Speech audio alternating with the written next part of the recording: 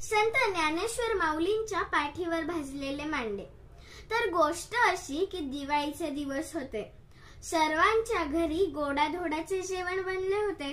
संत ज्ञानेश्वर आणि त्यांचे बंधू सोपानदेव हे दोघे जण भिक्षा मागायला गेले होते। त्यांना अनेक जणांकडून शिधा मिळाला। ते दोघे घरी गेले आणि तो दिवस होता भाऊबीजेचा।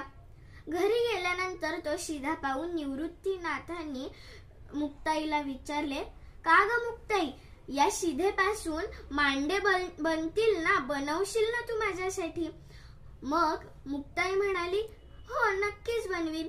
आता हे मांडे भाजण्यासाठी मला खापर लागेल, मी आत्ताच जाऊन कुंभाराकडून खापर आणते।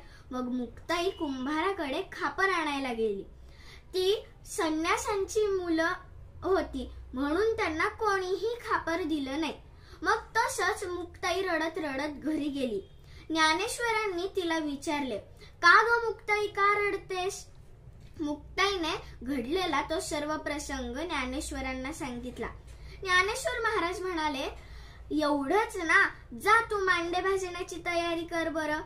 मग ज्ञानेश्वर माऊलींनी योग क्रिया करून आपली पाठ गरम केली आणि मग मुक्ताईने ज्ञानेश्वर माऊलींच्या पाठीवर मांडे भाजले आणि मग त्या चारही भावंडांनी त्या मांडे खाण्याचा आनंद घेतला।